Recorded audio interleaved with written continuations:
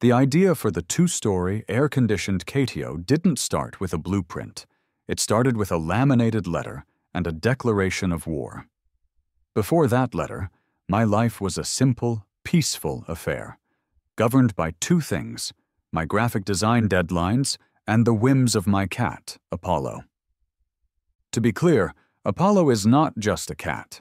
He is a furry, 15-pound emperor who allows me to live in his house in exchange for food, shelter, and the occasional chin scratch. He's a majestic orange tabby with the regal bearing of a lion and the work ethic of a DMV employee on a Friday afternoon. His domain was our quiet, suburban neighborhood. He'd conduct his morning inspections, strolling down the sidewalk with a confident swagger that made neighborhood dogs cross the street. He'd sunbathe on Mrs. Gable's warm driveway down the block, accept tribute in the form of head pats from the local kids, and maintain a years-long silent feud with a particularly insolent garden gnome 2 houses over. He was a pillar of the community, a fluffy, slightly aloof pillar who shed on everything. Life was good. And then Carol moved in. The house next door had been empty for months, a quiet buffer between me and the rest of the world.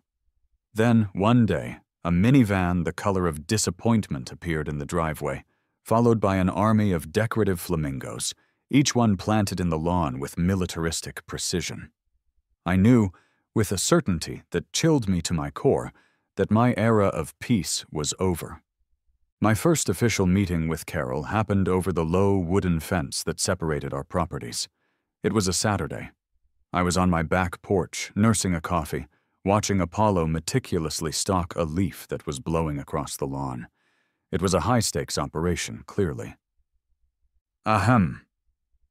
The sound was sharp, designed to cut through pleasant thoughts. I looked up.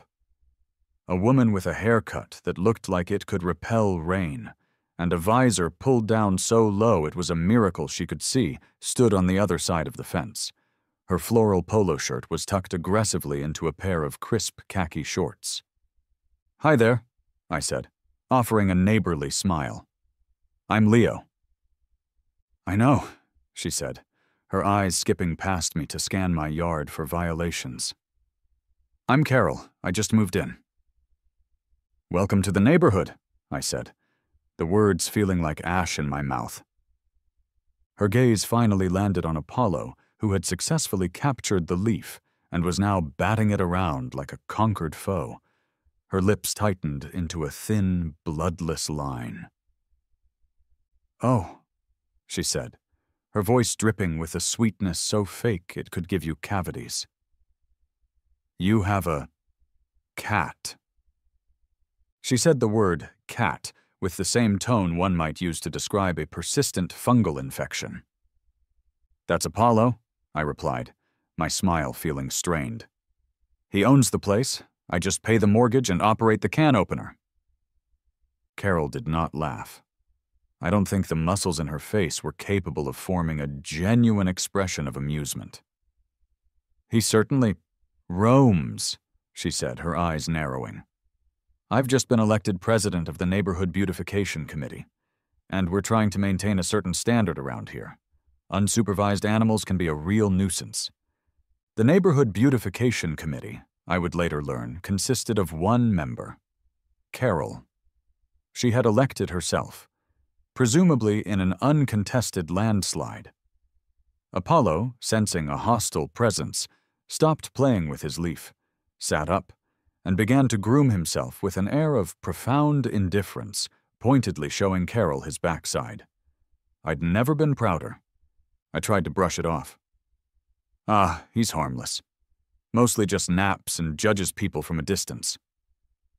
"His judgment has been cast upon my prize-winning petunias," she sniffed. "Just something to be aware of." She gave one final, disapproving look at my slightly too long grass and marched back toward her house. The exchange left a bad taste in my mouth. For the next few days, I was treated to the Carol experience. I saw her measuring the height of a neighbor's mailbox, I witnessed her leaving a passive-aggressive note on the windshield of a car that was parked a half-inch too close to the sidewalk. She was a one-woman HOA, a suburban tyrant in orthopedic sandals. Then came the letter. It wasn't in my mailbox. Oh no, that would have been far too informal. It was a single sheet of paper, laminated for durability and, I assumed, to protect it from the elements and the tears of its recipient. It was taped squarely to the center of my front door. I peeled it off. The tape was industrial grade. The letterhead was crisp and official-looking. The Neighborhood Beautification Committee, official notice of infraction. I sat down on my porch steps and began to read it aloud to the only person whose opinion truly mattered. Apollo had trotted over and was now rubbing against my leg, completely unaware that he was the subject of a federal investigation. To the resident of 124 Maple Drive, I began, adopting a deep bureaucratic voice. It has come to the attention of the committee that a feline entity, hereafter referred to as the Nuisance, has been observed engaging in multiple violations of community standards. Apollo purred, a low rumble in his chest. He clearly approved of his new title. The following infractions have been documented with photographic evidence between the dates of October 1st and October 4th. I had to pause and admire the sheer effort. She had created a bulleted list. Item 1. Unauthorized loitering on non-designated pet surfaces. The nuisance was observed napping for a period of no less than 45 minutes in the center of my meticulously mulched petunia bed. See Exhibit A. Item 2. Stalking and intimidation of protected local avians. The nuisance was witnessed engaging in predatory behavior towards a local American robin, a well-known resident I call Pip, causing undue emotional distress to Said Avian. See Exhibit B. Item 3. General feline vagrancy. The nuisance consistently fails to adhere to property lines, contributing to a decline in neighborhood aesthetics and projecting an atmosphere of untidiness. Item 4. Improper waste disposal. The evidence of which I will not describe in detail, but I have it catalogued. See Exhibit C. Photograph withheld for reasons of decency. I looked at Apollo. He looked back at me, blinked slowly, and let out a soft meow. He was a hardened criminal, and he felt no remorse. The letter concluded with a chilling final paragraph. You are hereby instructed to abate this nuisance immediately. Failure to contain the offending animal to your own property will result in further action, including, but not limited to, official complaints filed with animal control and the city. Govern yourself accordingly. Govern yourself accordingly? Who says that? Had I moved in next to a Bond villain? I folded the laminated letter and put it in my pocket. The line had been drawn, not in the sand, but in the meticulously mulched soil of a petunia bed. This was no longer a simple neighborly dispute. This was war.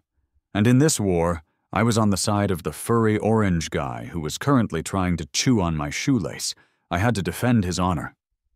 My first instinct, despite the laminated declaration of war, was to be a reasonable adult. I now know this was a rookie mistake. You cannot reason with the tide. You cannot reason with a volcano, and you absolutely cannot reason with a carol. But I tried.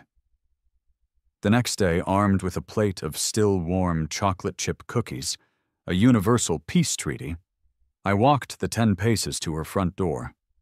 Her welcome mat said, "Go away," but in a flowery, cheerful font that made it all the more menacing. I rang the bell. The door opened a crack.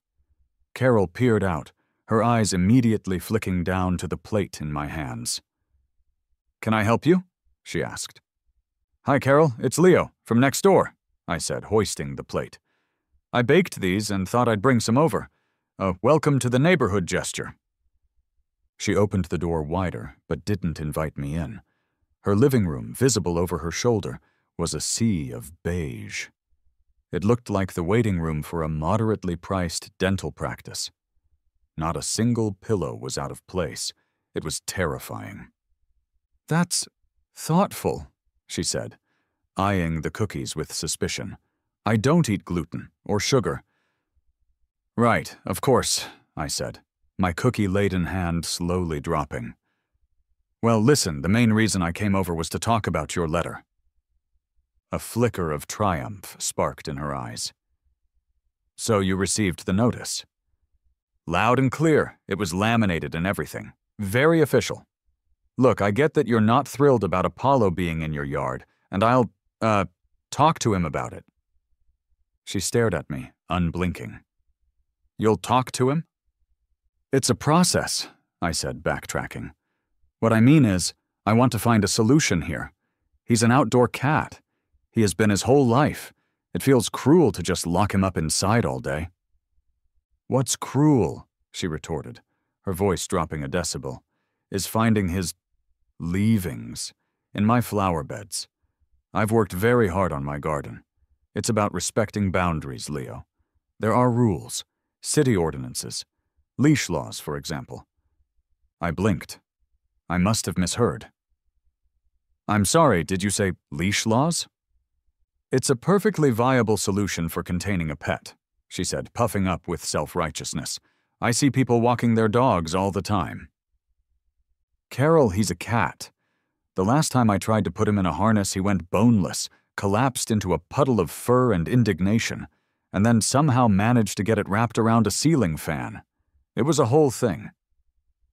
"Then your other option," she said, her voice turning to ice, "is to keep him contained, on your property." She put a sharp, final emphasis on the last 3 words, as if they were a judge's gavel coming down. And that was it. The conversation was over. The door closed with a soft, definitive click. I stood there on her perfect porch, holding a plate of rejected cookies, the phrase echoing in my head. "Keep him contained, on your property." I walked back to my house, defeated and fuming. I let Apollo in. He immediately began weaving between my legs, purring, oblivious to the diplomatic crisis he had caused. That night, I couldn't focus on work. My mind was a loop of beige furniture, gluten-free accusations, and that one final impossible demand. "Keep him contained on your property." Fine. Challenge accepted. I sat down at my computer. A dangerous place for a man with a grudge and an internet connection. My fingers flew across the keyboard. My first Google search was reasonable. How to keep cat in yard. The results were predictable. Angled fence toppers, spiky mats, cat-proof netting. All of it was practical, sensible, and utterly unsatisfying. It felt like surrender. It wouldn't make a statement. My frustration grew. My searches became more specific. Outdoor cat enclosure. Okay, now we were getting somewhere. I saw pictures of wire mesh boxes attached to the sides of houses. Little cages, cat prisons. Apollo was a free-range emperor, not a common criminal. He deserved better than a cage. This wouldn't do. I poured a glass of whiskey. My search terms began to reflect my escalating pettiness. Luxury Catio. The screen lit up with a whole new world of possibilities. Catios with multiple levels. Catios with ramps and little bridges. Catios with built-in scratching posts and sunbathing shelves. This was more like it. I could build one of these in the backyard. Apollo would still get his fresh air, Carol would be satisfied he was contained, and I would have complied with her demand in the most literal, obnoxious way possible. I took another sip of whiskey. My eyes landed on a particularly elaborate design, a 2-story affair that connected to a second-floor window. An idea, a terrible, beautiful, magnificently stupid idea, began to form in my mind. Why just contain him? Why not give him an upgrade, a palace, a fortress of feline luxury? My fingers started typing again, now fueled by spite and a healthy buzz. Custom cat mansion. Cat architecture. Architectural digest for felines. Does my cat need a spiral staircase? The answer to that last one, I decided, was a resounding yes for his cardio. I grabbed a napkin from the coffee table and a pen. I started to sketch. A ground floor fully screened in, with a soft patch of artificial turf and a little water fountain. That's where he could lounge. Then, a spiral staircase. No, a custom-built spiral ramp, leading to the second level. The second level would be his observation deck, his throne room. It would attach to my home office window so he could come and go as he pleased. It would have a plexiglass roof to keep the rain out, but let the sun in. It needed a sunbathing platform, strategically positioned to get the best afternoon rays. And then the master stroke, the final glorious detail that elevated the entire project from a simple home improvement to a work of malicious art. I looked at the summer heat shimmering outside my window. It needed an air conditioner. Just a small window unit tucked discreetly on the side. For his comfort, of course, on those hot summer days. It was a matter of animal welfare, really. I looked at my ridiculous sketch on the napkin. A 2-story, fully enclosed cat condo with a spiral ramp, a sun deck, and central air. It would be large. It would be expensive. And its second-story observation deck would, by a complete and utter coincidence, have a perfect, unobstructed view directly into Carol's pristine beige kitchen. Keep him contained on your property, she had said. Oh, I would. I would contain him in a style she could never have possibly imagined. I grinned. The war wasn't over. The war had just gotten interesting. The next morning, nursing a slight whiskey hangover and clutching my napkin blueprint, I began the search for a visionary. I needed someone who could see my dream and not immediately call the authorities.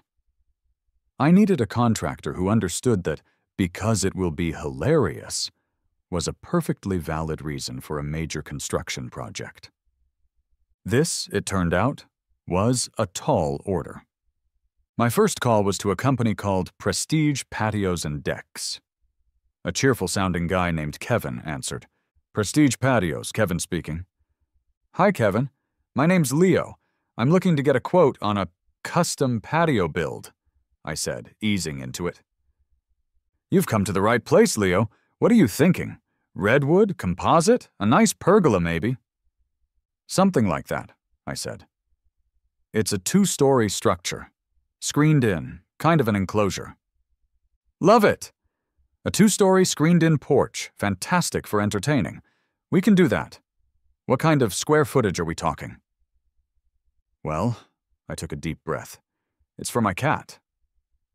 Silence. Just dead, empty air on the other end of the line. I thought the call had dropped. Hello, Kevin? For your cat, he finally whispered, his voice full of disbelief. Yeah, it's a Catio, 2 stories, with a spiral ramp and... Click. He hung up on me. Just straight up hung up. Apparently, feline architecture was not prestigious enough for Kevin. My second call was to a high-end custom builder whose website featured infinity pools and sleek, modernist guest houses. A woman with a crisp, professional voice answered. I gave her the same pitch. She didn't hang up. Instead, she listened patiently, asked a few clarifying questions about materials and dimensions, and then said she'd email me a rough estimate. The email arrived 10 minutes later. I opened it, took one look at the number, and nearly spit out my coffee. The price she quoted could have bought my cat a controlling interest in a major tuna company. It was more than my car was worth. It was possibly more than I was worth. I politely replied that I would be exploring other options. I was beginning to lose hope. Maybe this was a sign. Maybe I should just buy a roll of chicken wire and a staple gun and call it a day. But then I saw an ad on a local community board online. It was simple, no frills. Just a picture of a solidly built wooden deck and a name. Gus's Dependable Decks and Fences. No job too weird. That last sentence was a beacon of hope. I called the number. A gruff voice answered with a simple, "Yeah? Is this Gus?" "It is." "Hi, my name's Leo. I saw your ad. It said no job too weird." There was a pause, followed by a heavy sigh, as if he was already regretting his marketing choices. "What do you got?" I explained my vision. The 2 stories, the observation deck, the ramp. I saved the best part for last. When I finished, the silence on the other end was different from Kevin's. It wasn't disbelief. It sounded more like contemplation. "Air-conditioned, you said?" He finally grunted. "Just a small window unit," I said quickly, "for humidity control." Another long pause. "I gotta see this. I'll be there in an hour." An hour later, a slightly battered but clean pickup truck pulled into my driveway. 2 men got out. The first was Gus. He was exactly as I'd pictured. Late 50s, built like a fire hydrant, with a thick gray mustache and hands that looked like they could crush granite. He wore a faded flannel shirt and a stoic expression that suggested he'd seen it all and been disappointed by most of it.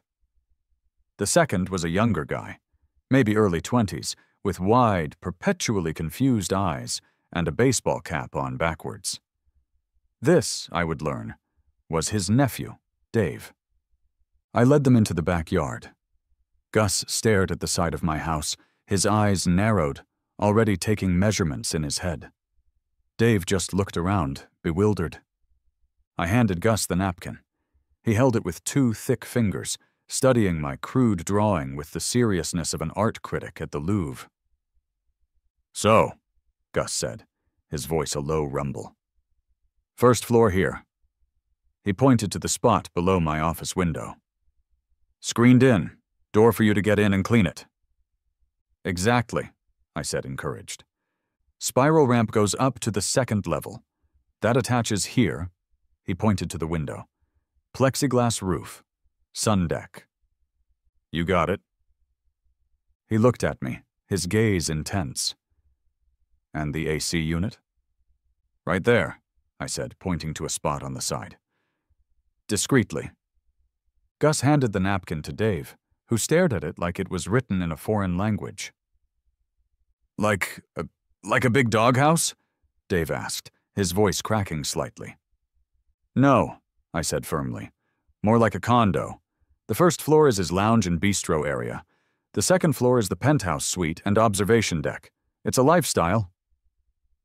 Gus actually let out a short, sharp huff of air that might have been a laugh in another man. He walked the perimeter of the proposed area, kicking at the turf, looking up at the roofline. "Neighbor trouble?" he asked, nodding towards Carol's house. "You have no idea," I said. "Figured," he grunted. "These kinds of jobs always start with neighbor trouble." He looked at me, then at my house, then back at the napkin.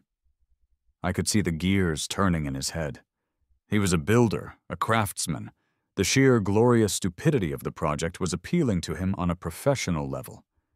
It was a challenge. "We're gonna need permits for this," he said, a statement of fact, not a question. "City's a pain about anything with a roof and a foundation, and we'll need an electrician for the AC hookup." "Whatever it takes," I said. "Can you do it?"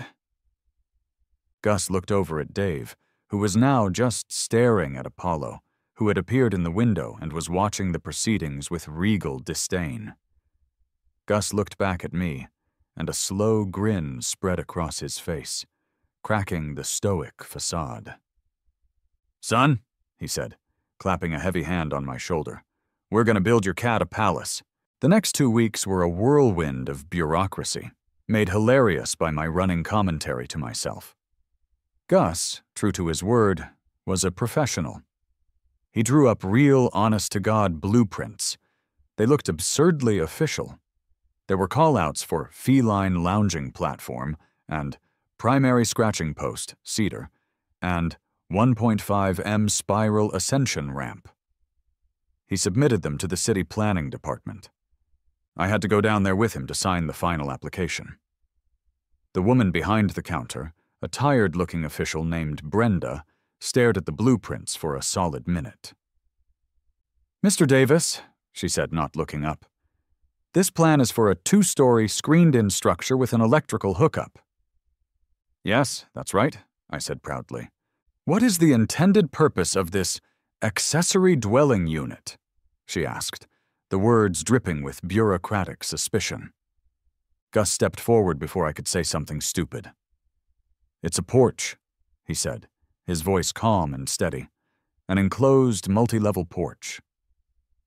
Brenda looked from the blueprints to Gus, then to me. "A porch? For your cat?"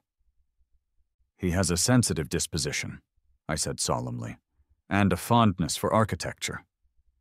She sighed the sigh of a woman who had seen too much. She stamped the papers with a loud, final thud. "Approved.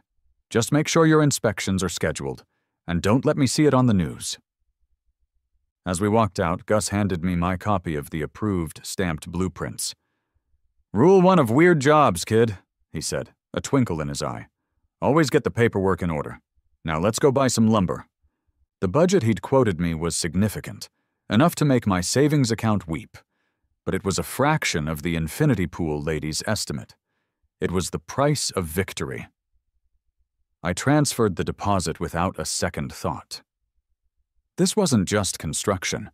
This was an investment in peace of mind, and more importantly, in righteous, glorious pettiness. The Monday morning after the permits were approved, the war began in earnest. It started not with a bang, but with the roar of a diesel engine and the hydraulic hiss of a flatbed truck. A mountain of fragrant pine lumber, stacks of screening, and boxes of hardware were deposited at the end of my driveway. It was a beautiful sight. To me, it was the promise of a glorious future. To Carol, it was an act of aggression. I was watching from my living room window, coffee in hand, when her front door flew open. She marched out onto her lawn in a bathrobe and slippers, her face a mask of pure, unadulterated rage. She looked at the pile of raw materials as if it were a flaming bag of dog poop left on her doorstep. The construction began at 8:01 a.m. Gus and Dave arrived, and the symphony of suburbia was soon augmented by the rhythmic thwack of hammers and the high-pitched scream of a circular saw. It was music to my ears. Carol was at the fence within the hour. "Excuse me!" she yelled over the whine of the saw. Gus, who had been instructing Dave on setting the foundation posts, calmly gestured for him to cut the power. The sudden silence was deafening. "Ma'am," Gus said, his voice a flat, unimpressed rumble. "What is the meaning of this? You can't just start building things," she sputtered, gesturing wildly at the wooden skeleton of the Catio's first floor. "Got a permit for it," Gus said, not even bothering to walk over. He just pointed a thick thumb towards the laminated copy he'd already tacked to a post. It fluttered gently in the breeze, a tiny flag of defiance. Carol marched over, her slippers crunching on the grass. She squinted at the permit, reading every line, searching for a loophole. Finding none, she made a frustrated noise, like a kettle boiling with no release valve. "This is a residential area. There are noise ordinances." "We don't start till 8 and we quit at 5, Gus said, turning back to his work. "City code, have a nice day." He gave Dave a nod, and the saw screamed back to life. Checkmate.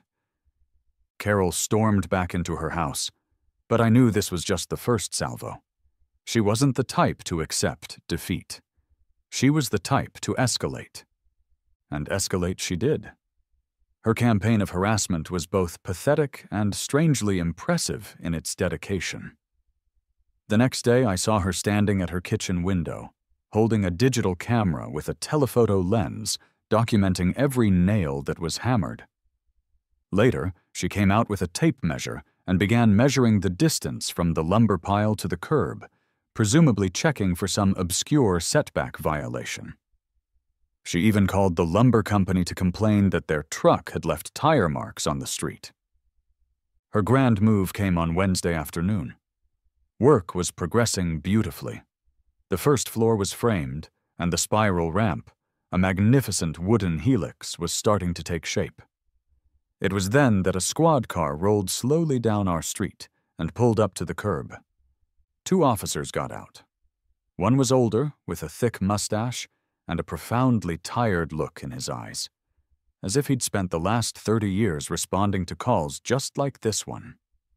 This was Officer Schmidt. His partner was younger, taller, with a clean-shaven face and an expression that was trying very hard to remain professional, but was failing around the edges. This was Officer Miller. Carol was on them before they even hit the sidewalk, clipboard in hand.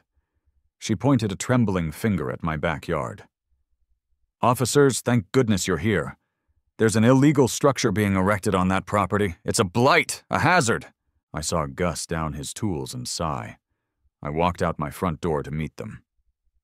"Afternoon, officers," I said calmly. "Is there a problem?" Officer Schmidt's weary gaze drifted from Carol to me to the half-finished structure in my backyard. He sighed again, a sound that contained the existential weight of all suburban disputes. "Sir, we received a call about unpermitted construction," he said, the words clearly tasting like cardboard in his mouth. "Unpermitted? Not at all," I said with a cheerful smile. "It's fully permitted. Gus, you got the paperwork?" Gus ambled over and handed the laminated permit to Officer Miller. Miller took it and began to read, his eyes widening slightly as he got to the description. "It's a Catio?" Miller asked, looking up at me. He said the word carefully, as if it might bite him. "That's right," I said. "A 2-story model." "It's an eyesore!" Carol shrieked. "It's going to ruin my property value. There are strange men here all day making a racket." "Ma'am, his crew is working within the legal hours stipulated by city noise ordinances," Schmidt said, his voice a monotone of pure exhaustion. He turned to Miller. "Permit look okay?" Miller was now looking at the blueprints Gus had also handed him. He was trying to suppress a grin, and failing miserably. I saw his shoulders shaking. Is that a spiral staircase?" he asked, pointing to the plans. "It's a ramp, actually," I corrected him gently. "Apollo, that's the cat. He's not as young as he used to be. The steep incline of stairs can be tough on his joints. It's an accessibility feature." Officer Schmidt pinched the bridge of his nose, closing his eyes for a long moment, as if praying for a sinkhole to open up and swallow the entire street. "Ma'am," he said, turning back to Carol, "the permit is valid. The structure, while unusual, is compliant with city code. There's nothing we can do." But it's for a cat," she sputtered, as if this were the final, damning piece of evidence. Schmidt looked at her. He looked at me. He looked at the magnificent, half-built cat palace. "Ma'am," he said, his voice dangerously calm, "unless the cat is cooking meth in there, it's a civil matter. Please stop calling 911 about your neighbor's porch." He and Miller turned and walked back to their car, Miller now openly chuckling.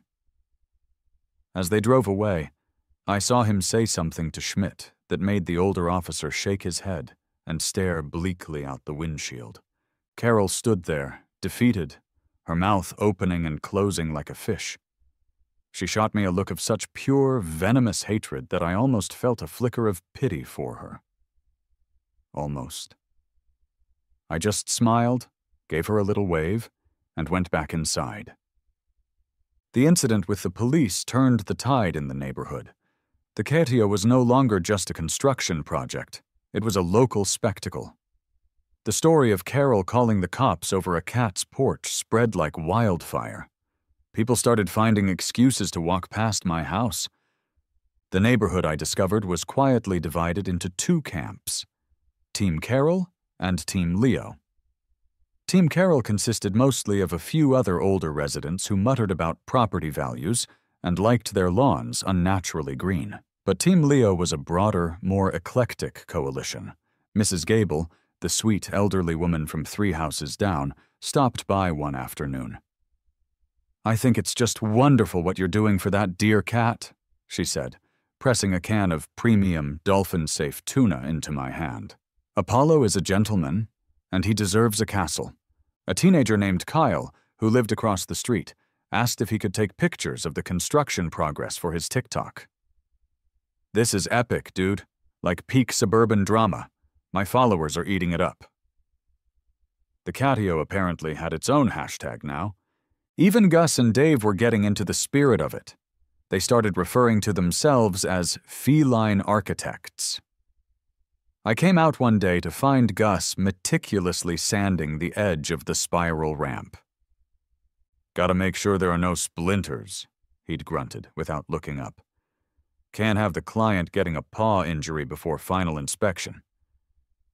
Dave, meanwhile, had fully embraced the absurdity. "My girlfriend didn't believe me," he told me during a lunch break. "I had to show her the blueprints. Now she wants us to build one for her chihuahua. I told her chihuahuas don't deserve this level of luxury. This is for, royalty." He gestured with his sandwich towards my office window, where Apollo was sitting, observing their work like a foreman on a union job. The structure grew daily. The walls went up, the screening was installed, and the plexiglass roof was fitted. It was starting to look less like a construction site and more like a real, honest-to-God building. A ridiculous, unnecessary, beautiful building. With each new addition, I could feel Carol's rage simmering from across the fence. Her curtains twitched constantly. Her camera lens flashed in the sun. She was documenting everything, building her case, waiting for her moment to strike again. I knew the first police visit wouldn't be the last. This was just a ceasefire, not the end of the war. The final battle was yet to come, and it would likely coincide with the Catio's grand opening. The final day of construction felt momentous.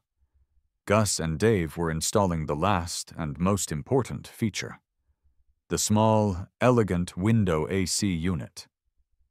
They'd had to build a special reinforced shelf for it on the side of the Catio, hidden from direct view of the street, but, I noted with satisfaction, perfectly visible from Carol's bathroom window. When they were done, Gus wiped his hands on a rag and gave the structure a long, appraising look. It was, if I did say so myself, a masterpiece of malicious compliance. The pinewood gleamed in the afternoon sun. The spiral ramp flowed upwards with an almost artistic grace. The second-story sun deck looked like a VIP lounge at a very exclusive, very tiny resort. Gus had even added a few flourishes of his own. The water fountain he'd suggested was a small, solar-powered ceramic bowl that produced a soothing, trickling sound. And the cedar scratching post wasn't just a post. He'd shaped the top of it to look vaguely like a throne. "Well, kid," Gus said, breaking the silence, "there she is." It's beautiful," I said, my voice thick with emotion. 30 years I've been doing this," Gus said, shaking his head slowly.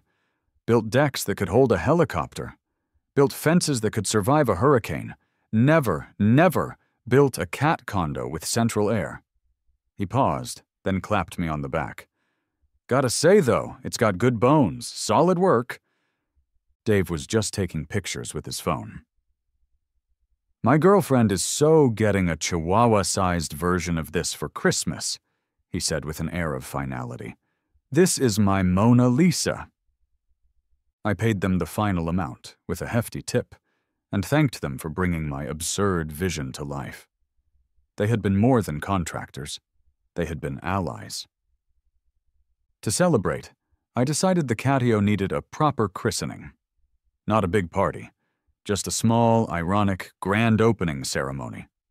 I invited Gus and Dave, but they had another job to get to. My guest list ended up being Mrs. Gable from down the street, and Kyle, the TikTok teenager, who promised exclusive live coverage. I went to the party store and bought a single, oversized red ribbon and a pair of comically large scissors. I tied the ribbon across the small door of the Catio.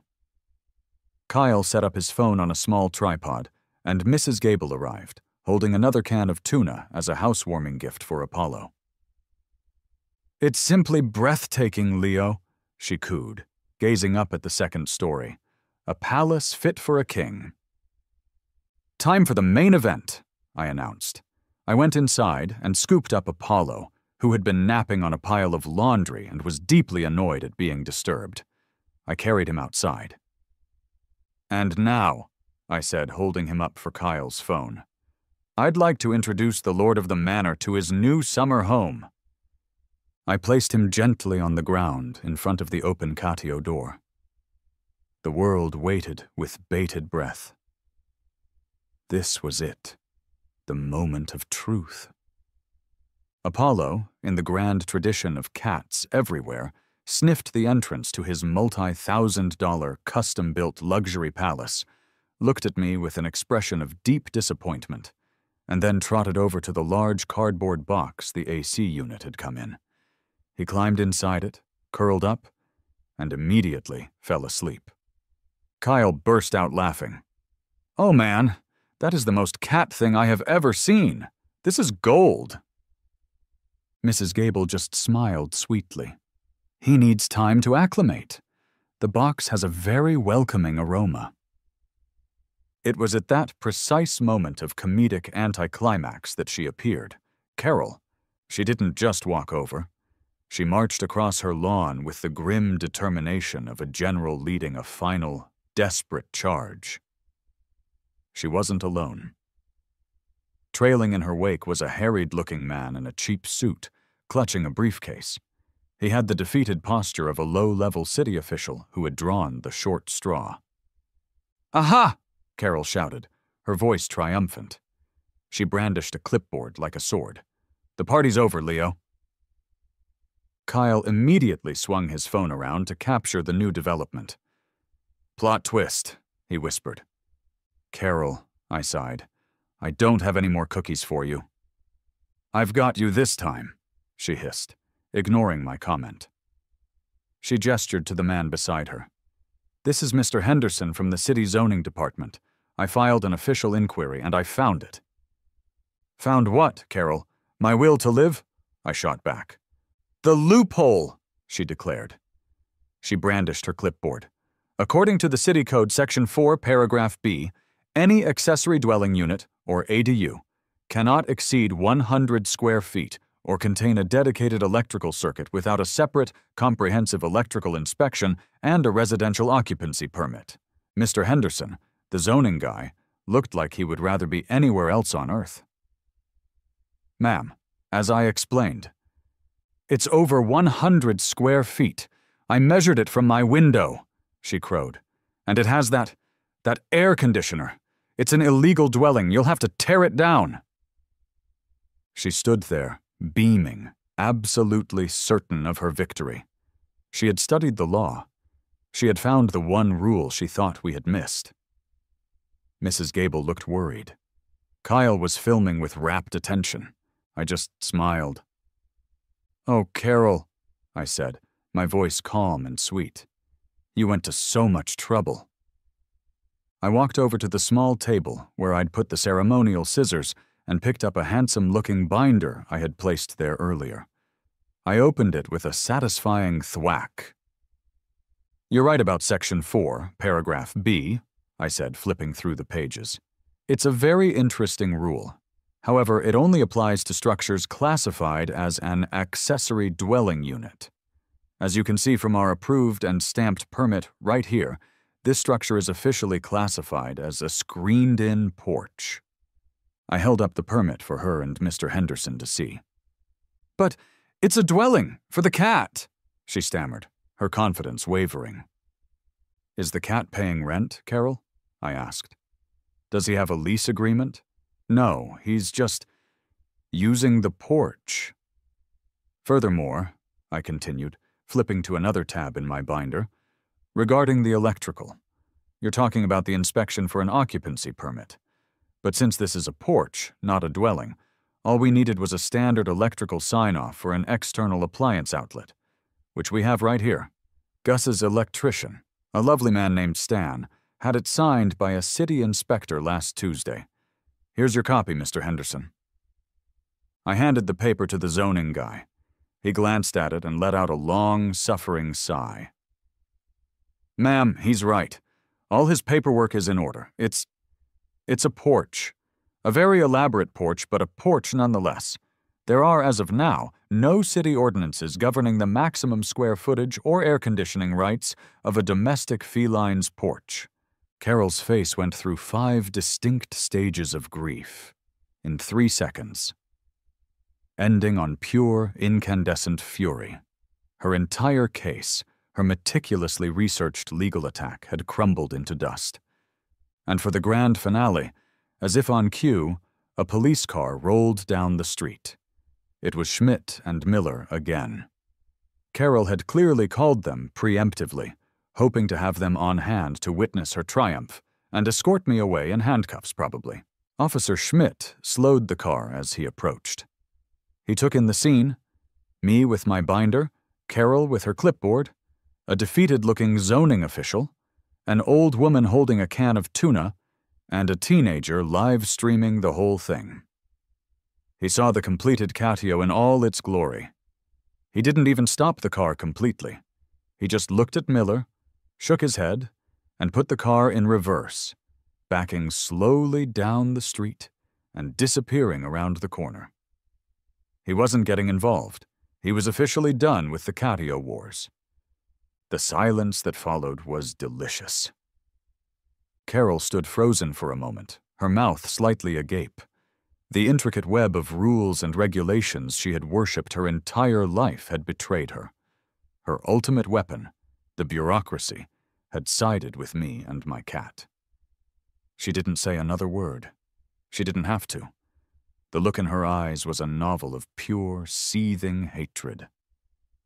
With a final choked gasp of frustration, she spun on her heel and marched back to her beige fortress, the screen door slamming behind her with a satisfying thud. Mr. Henderson, the zoning guy, gave me a look that was 1 part apology and 1 part admiration. "Have a nice day, sir," he muttered, before scurrying back to his car and escaping the suburban battlefield. The moment he was gone, Mrs. Gable clapped her gloved hands together. "Oh, Leo, that was marvelous! Better than any of my courtroom dramas." Kyle lowered his phone. "Dude, that was epic! The binder drop was a savage move. My live chat is going nuts. #Catio King is trending." The tension broke. We all started laughing. The great siege was over. We had won. A few minutes later, after my guests had departed, I stood alone in the quiet of my backyard, just looking at my creation. It was so much more than a pile of wood and screens. It was a monument to not backing down, to fighting absurdity with even greater absurdity. Just then, I heard a soft, scratching sound. Apollo was emerging from his cardboard box. He stretched, arching his back in a long, luxurious curve. He sauntered over to the Catio, his tail held high like a question mark. This was the real test, the client's final inspection. He stepped cautiously through the door, onto the artificial turf. He sniffed everything. He walked the perimeter of the ground floor, inspecting the construction with a critical eye. He batted at the stream of water in the little fountain. He tested the cedar scratching post, digging his claws into the wood with a look of deep concentration. Then, he found the spiral ramp. He looked up, intrigued. He placed 1 paw on it, then another. Tentatively at first, then with growing confidence, he began his ascent. He wound his way up the gentle curve of the ramp until he reached the 2nd story. He stepped out onto the sunbathing platform, a king surveying his new domain. He walked to the edge, looking out over my yard, and then, pointedly, over at Carol's house. He sat down, wrapped his tail neatly around his paws, and for the first time since this whole ordeal began, he seemed truly, completely content. He let out a single, soft, approving meow. It was the only validation I needed. Weeks turned into a month. The Catio became a normal, if quirky, part of the neighborhood landscape. Life settled into a new, more peaceful rhythm. Apollo spent his days lounging in his palace, alternating between the cool, air-conditioned ground floor and the warm sun deck upstairs. He was safe, he was happy, and most importantly, he was contained on my property. Carol had gotten exactly what she asked for. I was sitting on my back porch one evening, sipping a beer and watching the sunset paint the sky orange, a perfect match for my cat, who was napping in his tiny hammock upstairs. The sounds from my yard were no longer saws and hammers, but the gentle trickling of the fountain and the soft hum of the AC unit. It was peaceful. Then I saw it. A flicker of movement in Carol's kitchen window. I squinted. It was her, all right, and she was holding a pair of binoculars aimed directly at the Catio. She was observing him, studying his habits, probably logging his nap times on a spreadsheet. I couldn't help it. I grinned. I raised my beer bottle in a silent toast directly at her window. The binoculars immediately dropped, and the blinds snapped shut so fast I heard the clatter from across the yard. I took a long sip of my beer and leaned back in my chair, a deep sense of satisfaction washing over me. The Catio had cost a ridiculous amount of money. It had been a source of stress, conflict, and at least 2 separate police interventions. It was by any objective measure a completely insane thing to build for a pet. But it was worth every single penny. I hadn't just built a Catio, I had built a Declaration of Independence. I'd stood my ground against the petty tyranny of a neighborhood Karen and won, not by yelling or arguing, but by following her own ridiculous rules to their most logical, absurd conclusion. The peace and quiet was the prize, sure. But the real victory was the silence from next door, the knowledge that every time she looked out her window, she would see my cat living a better, more luxurious life than she probably was, all because she'd complained about petunias. That was a bonus that money could never buy. All for Apollo, of course. He deserved it.